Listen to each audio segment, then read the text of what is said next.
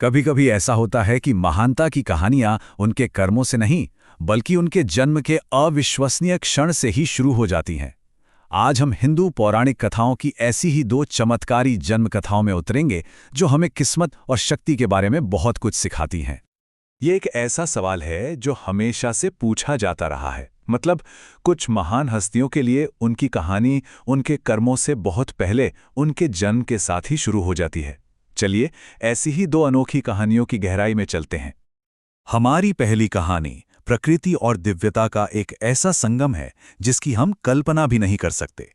ये एक ऐसे ऋषि की कथा है जिनका जन्म ही अपने आप में एक चमत्कार था। ये कहानी है ऋषि ऋष्यशृंग की। जरा सोचिए, एक बहुत ही शक्तिशाली ऋषि हैं जो घोर तपस्या में लीन है, लेकिन तभी स्वर्ग की सबसे खूबसूरत अप्सरा उर्वशी पर उनकी नजर पड़ती है और पल भर के लिए उनका ध्यान भंग हो जाता है। बस यही एक पल एक असाधारण घटना की शुरुआत बन जाता है। और यहीं पर प्रकृति और दिव्यता का एक अद्भुत मेल होता है। ऋषि का वीर्य नदी में गिरता है और उसे एक प्यासी हिरनी पी लेती है।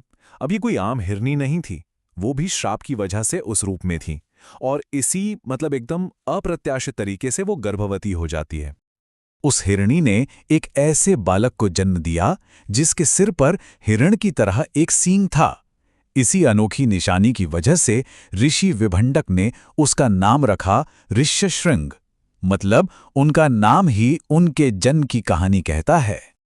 देखिए, उनका जन्म जितना अनोखा था, उनका पालन पोषण उससे भी कहीं ज्यादा।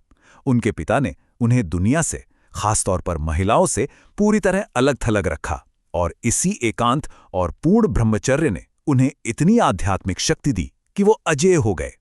उनकी मासूमियत ही उनकी सबसे बड़ी ताकत बन गई। चलिए, अब दूसरी कहानी की ओर बढ़ते हैं।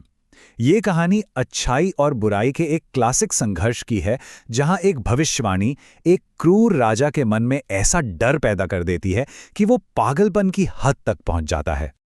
इस कहानी के मुख्य पात्र हैं एक ओर राजकुमारी देवकी और उनके पति वसुदेव, और दूसरी ओर है देवकी का ही सगा भाई, मथुरा का अत्याचारी राजा कंस।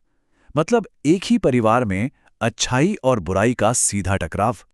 अपनी बहन देवकी के विवाह के ठीक बाद जब कंस उन्हें विदा कर रहा था, तभी एक आकाशवाणी गूंजी जिसने सब कुछ बदल दिया।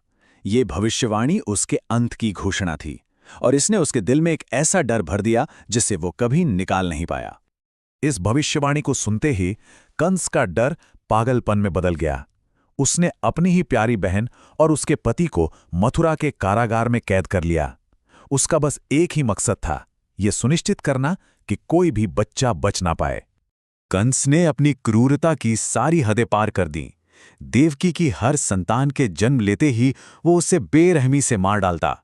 1, 2 नहीं, बल्कि 6 बार उसने 6 नवजात शिशुओं की निर्मम हत्या कर दी। और अब हम कहानी के उस मोड़ पर पहुंचते हैं जहां सारी उम्मीदें टिकी थीं। 8वीं संतान के जन्म की वो रात।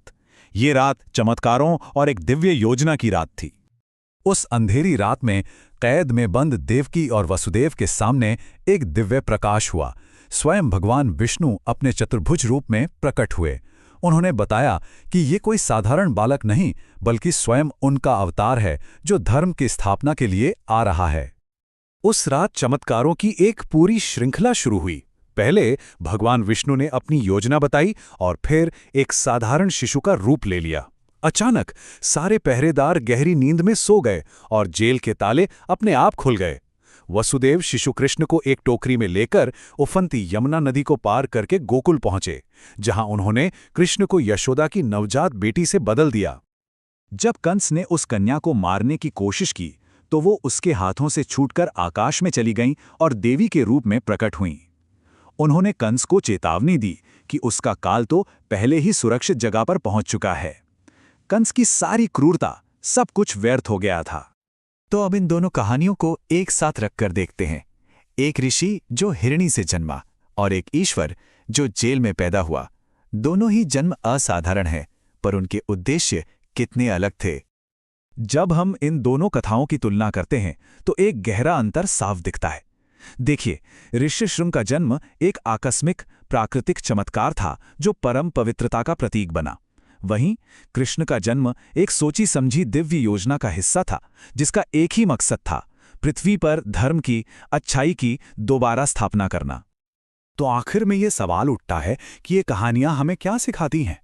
क्या असली शक्ति एकांत और पवित्रता से आती है, जैसा कि ऋष्यशृंग के मामले में हुआ, या फिर शक्ति एक दिव्य उद्देश्य और हस्तक्षेप का नतीजा है, जैसा हमने कृष्ण के जन्म में देखा?